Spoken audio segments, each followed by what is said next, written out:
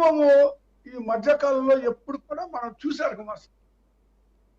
కాబట్టి స్వతంత్రం అనంతరం అప్పుడు స్వతంత్ర పోరాటం జరిగిన తర్వాత బహుశా ఇదే ఢిల్లీలో జరుగుతున్నటువంటి ఉద్యమం చూస్తే అది మరి భారతదేశ యువత ఏ విధంగా స్పందిస్తుంది, ఏదైనా అన్యాయం జరిగినా అక్రమాలు జరిగినా అది ప్రభుత్వాలు ఏదైనా కావచ్చు. ఇప్పుడు మనం కాంగ్రెస్ పార్టీ మద్దతు ఇచ్చిందని దాన్ని మనం తప్పు పట్టాల్సిన అవసరం లేదు. ఒక అపోజిషన్ పార్టీగా కాంగ్రెస్ పార్టీ మద్దతు ఇవ్వడం అనేటువంటిది అది అది న్యాయమైనటువంటి దాంట్లో ఎవరున్నా అంతే. అది వాళ్ళున్నా మరొకరున్నా ఎవరైనా సరే కోరిక న్యాయమైందా కాదా అనేది చూడాలి. ఎవరు మద్దతు ఇచ్చారు, ఎవరు వెనకున్నారు, ఎవరు వీళ్ళకి ఆర్థికంగా సపోర్ట్ చేశారు, ఇవన్నీ అంశాలు పక్కన పెట్టాలి. అంటే ఈ విద్యార్థుల ముసుగులో కొంతమంది ఆందోళనకారులు జొరబడ్డారు అని చెప్పేసి ఇందాక రామకృష్ణ గారు మాట్లాడారు కదా.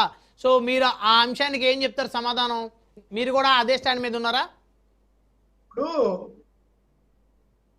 బ్రహ్మనాయుడు గారు ఉద్యమం జరుగుతున్నప్పుడు కొంతమంది అలాంటి వాళ్ళు కూడా ఎంటర్ అవుతారు. వాళ్ళ స్వార్థం కోసం, వాళ్ళ అజెండా ఏదో ఉంటది, వాళ్ళ అవకాశం కోసం వాళ్ళు చూస్తారు. వాళ్ళు ఏదో డిస్టర్బ్ చేయాలనో లేకపోతే మరొక విధంగా రాజకీయ ఎత్తుగడలు కూడా ఉంటాయి.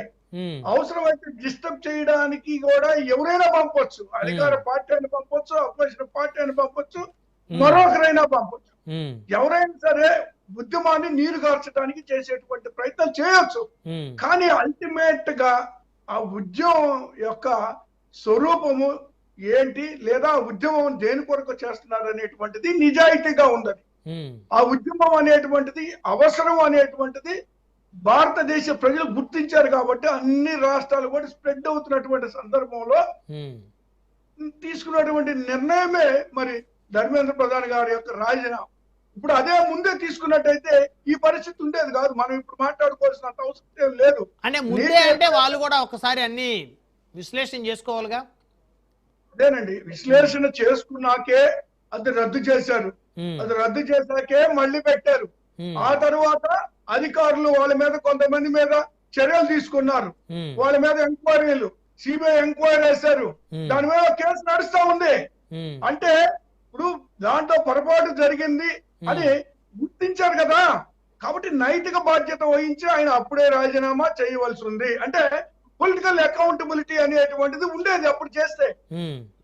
కాబట్టి ఇంత పెద్ద ఉద్యమం చేసిన తర్వాత చేయడం అనేటువంటిది సరే, అది వేరే విషయం. ఎప్పుడు చేశారనేది కాదు, మొత్తానికి చేశారు. వాళ్ళు శాంతించారు.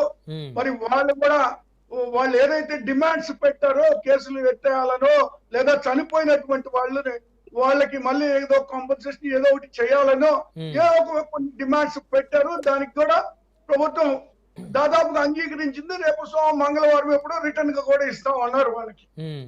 అయితే అంతవరకు కేంద్రంలో జరిగింది. అయితే నేను ఒక మాట చెప్పదలుచుకున్నాను బ్రహ్మనాయుడు గారు. ఆంధ్రప్రదేశ్ లో కూడా డిఎస్సి జరిగింది. 16,000 మంది ఉద్యోగాలు అనౌన్స్ చేశారు. 16,000 మంది. అందులో కూడా అక్రమాలు జరిగినాయి అని మేము చాలా గొడవ చేస్తా ఉన్నాం. చాలా రోజుల నుంచి దాన్ని తీసుకొస్తున్నాం. జరిగినటువంటి వాటికి సాక్ష్యాధారాలతో కూడా చెప్తా ఉన్నాం. అయినప్పటికీ కూడా ఎక్కడ కూడా ప్రభుత్వం ఆంధ్రప్రదేశ్ లో స్పందించలేదు. అనేది జరగలేదనేది ఆంధ్రప్రదేశ్ ప్రభుత్వం యొక్క వారి స్టాండ్, వారి అభిప్రాయం. మీరు ఓన్లీ ఆరోపణలే చేస్తున్నారు. డిఎస్సి నిర్వహించడం ఎలాంటి అవకతవకలు జరగలేదనేది వారు చెప్తున్నారు. ఎందుకంటే అక్కడ మంత్రి నారా లోకేష్ గారు కదా, సో చాలా స్ట్రిక్ట్ గా ఉండేటువంటి పరిస్థితి. అవునండి, నారా లోకేష్ గారు ఎంత స్ట్రిక్ట్ గా ఉంటారో, మీరు సర్టిఫికేట్ ఇవ్వాలా లేకపోతే మేము సర్టిఫికేట్ ఇవ్వాలా. మనం దాని అక్కడ జరిగిన వాస్తవం ఏంటంటే సార్, ఇప్పుడు ఈ ప్రశ్నపత్ర తయారీ బాధ్యత అంతా ఒక వ్యవస్థ దగ్గర ఉండాలండి. అసలు ప్రశ్న పత్రాలు తయారు చేస్తేనే ఒక వ్యవస్థ దగ్గర ఉండాలి. పరీక్షల నిర్వహణ బాధ్యత మరొక స్వతంత్ర వ్యవస్థ దగ్గర అది ఉండాలి. వేరు ఉండాల్సినటువంటి అంశాలు. కానీ రెండు కలిపి ఒక రెండు కీలకమైనటువంటి బాధ్యత ఒకే అధికారి పరిధిలో ఎందుకుంది అనేటువంటిది మేము ప్రశ్నిస్తా ఉన్నాం. అంటే అత్యంత రహస్యంగా జరగాల్సినటువంటి ప్రశ్న పత్రాల తయారీ, అప్లోడ్ ప్రక్రియ అవుట్ సోర్సింగ్ ఉద్యోగులతోటి ఎలా చేపిస్తారు అని అడుగుతున్నాను. అదే అవుట్ సోర్సింగ్ ఉద్యోగికి మరి ఆయన కూడా ఎగ్జామ్ రాయడం జరిగింది. అంటే ఆ ఉద్యోగం ఎవరైతే అవుట్ సోర్సింగ్ చేస్తున్నారో అతనే మరి డిఎస్సి ఫస్ట్ ర్యాంక్ ఎలా వచ్చింది మీరు చూడండి. ఫస్ట్ ర్యాంక్ వచ్చింది ఆయనకి. మరి దానికి ఎందుకు ప్రభుత్వం స్పందించలేదు. మేము ఎప్పుడైతే ఈ పాయింట్ రైజ్ చేసామో, దీనికి సంబంధించినటువంటి సాక్ష్యాధారాలు బయట పెట్టామో, వెంటనే ఏం చేశారు వాళ్ళు, ఆ లిస్ట్ లో నుంచి అతన్ని తొలగించేశారు. చూడండి, ఆ లిస్ట్ లో నుంచి ఎలా తొలగిస్తారు? నువ్వు వన్స్ అనౌన్స్ చేసిన తర్వాత ఫస్ట్ ర్యాంక్ వచ్చినటువంటి సో పర్సన్ మరి ఈ విధంగా అక్రమాలు జరిగినాయి వెంటనే అతని యొక్క లిస్ట్ లో నుంచి తొలగించి అతని డేటా కూడా మాయం చేసి పడేశారు. ఓకే, ఇలాంటి అన్యాయాలు జరిగినాయి, అక్రమాలు జరిగినాయి కాబట్టి మేము ఖచ్చితంగా మరి లోకేష్ గారిని రాజీనామా చేయాలి మేము కోరుతున్నాం. మేము రేపు 28వ తారీఖు కూడా ఒక ఉద్యమాన్ని చేపట్టబోతా ఉన్నాం. ఏది లోకేష్ గారిని విద్యాశాఖ మంత్రిగా రాజీనామా చేయమని చెప్పేసి ఉద్యమాన్ని చేయబోతున్నారా వైఎస్ఆర్ కాంగ్రెస్ పార్టీ? ఖచ్చితంగా. ఎందుకంటే ఇప్పుడు జరిగినటువంటి అన్యాయం మేము గత కొద్ది రోజులు ఇప్పుడు కాక్రోచ్ జనతా పార్టీని స్ఫూర్తిగా తీసుకొని వైఎస్ఆర్ కాంగ్రెస్ పార్టీ కూడా ఇక్కడ విద్యాశాఖ మంత్రిని రాజీనామా చేయమని అడిగేయబోతున్నారు, అంతేనా? కాదండి, ఆ కాక్రోచ్ జనతా పార్టీ ఇప్పుడు వచ్చిందని మేము ఈ యొక్క జరిగినటువంటి దాదాపు ఇవి 2 నెలలు పైన అవుతున్నట్టుంది. జరిగినప్పటి నుంచి కూడా మేము డిమాండ్ చేస్తానే ఉన్నాం. దాని మీద డిమాండ్ చేస్తున్నాము. సిబిఐ ఎంక్వైరీ వేయమంటున్నాము. వీళ్ళు ఎలాంటి ఎంక్వైరీ వేయకుండా దాన్ని అలాగే కొనసాగిస్తున్నారు. స్పోర్ట్స్ కోటా ఉంది సార్. నేను ఒక స్పోర్ట్స్ మెన్ గా నేను నేషనల్ ప్లేయర్, నేను స్పోర్ట్స్ మెన్ గా నాకు ఒక ఐడియా ఉంది దీని మీద. ఇప్పుడు ఏదైనా స్పోర్ట్స్ కోటాలో ఇంత పర్సంటేజ్ అని ఉంటది.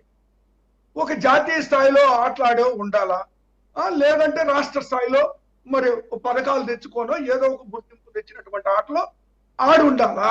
అలాంటిది ఏమి లేకుండా ఏదైతే స్పోర్ట్స్ అసోసియేషన్స్ ఉన్నటువంటి ఈ ప్రెసిడెంట్లు, సెక్రటరీలు, ఏది అధికార పార్టీ ఉంటే జనరల్ గా అధికార పార్టీ ఉన్నటువంటి వాళ్ళు ఈ స్పోర్ట్స్ అసోసియేషన్స్ ప్రెసిడెంట్లు ఉండడం, సెక్రటరీలు ఉండడం అనేటువంటిది అదొక ఆనవాయితీగా పొలిటికల్ ఇది కూడా వచ్చేసింది. ఏది స్పోర్ట్స్ లో కూడా వాళ్ళ దగ్గర సర్టిఫికేట్లు తీసుకొచ్చేసి వెంటనే వాళ్ళకు అనుకూలమైనటువంటి వాళ్ళని ఉద్యోగాలు ఇవ్వటం జరిగింది. మీరు ఒకసారి అర్థం చేసుకోవాలా, ఉద్యోగాలు స్పోర్ట్స్ కోటాలో ఇచ్చినా కూడా ఓ పద్ధతి ప్రకారం ఉంటుంది కదా. సో ఎంక్వైరీ ఆంధ్రప్రదేశ్ లో కూడా ఉద్యోగాల్లో గానీ డిఎస్సి పరీక్షల్లో గానీ జరిగినటువంటి అవకతవకల మీద ఎంక్వైరీ అడుగుతా ఉన్నారు వైఎస్ఆర్ కాంగ్రెస్ పార్టీ. ఇక మీరు కూడా ఉద్యమం చేయబోతున్నారు నెక్స్ట్.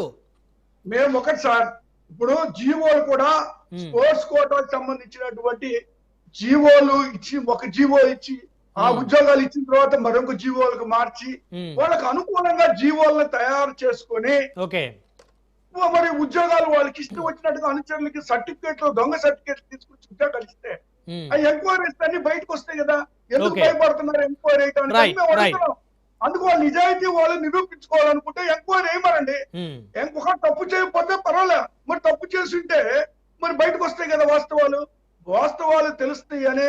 లేదంటే లోకేష్ గారు రాజీనామా చేయాల్సిన పరిస్థితులు అనివార్యంగా ఏర్పడతాయనే ఎంక్వైరీ వేయడానికి ముందుకు రావట్లా. కాబట్టి మేము ఉద్యమాన్ని ఖచ్చితంగా ఉధృతం చేస్తాము. మరి వాళ్ళు రాజీనామా చేయాల్సిందే, విచారణ జరగాల్సిందే. అర్హులైనటువంటి వాళ్ళకి మరి ఇప్పుడు కొంతమంది లిస్ట్ లో వచ్చేసేయండి పేర్లు, లిస్ట్ లో అనౌన్స్ అయినాయి. తీరా వాళ్ళ సర్టిఫికేట్ వెరిఫికేషన్ వాళ్ళని పిలవలేదు, ఆ ప్లేస్ లో వేరే వాళ్ళని పెట్టారు. చాలా అవకతవకలు జరిగినాయి. ఇప్పుడు డిఎస్సి అయితే జనరల్ గా జిల్లా కలెక్టర్ ఆఫీస్ ముందే బోర్డ్స్ పెట్టేసి వాళ్ళ డిస్ప్లే చేస్తారు. అలాంటి కార్యక్రమాలు ఎక్కడ జరగల. అంటే ఇందులో కూడా ఖచ్చితంగా జరిగింది అన్యాయం అని. ఇప్పుడు పొలిటికల్ అకౌంటబిలిటీ అనేటువంటిది ఉంది కాబట్టి సెంట్రల్ మినిస్టర్ గారు రాజీనామా చేశారు. పొలిటికల్ అకౌంటబిలిటీ ఆంధ్రప్రదేశ్ లో లేదు అనే దానికి నిదర్శనమే జరుగుతున్నటువంటి పరిణామాలు. రైట్ కాకుమాన్ గారు, 1 by 1 మాట్లాడదాం, సమయం తక్కువ ఉంది. సో కంక్లూజన్ కూడా తీసుకుందాం. తులసిరెడ్డి గారు, ఇప్పుడు వైసీపీ కాకుమాన్ రాజశేఖర్ గారు మరొక అంశం తీసుకొచ్చారు తెర మీదకి.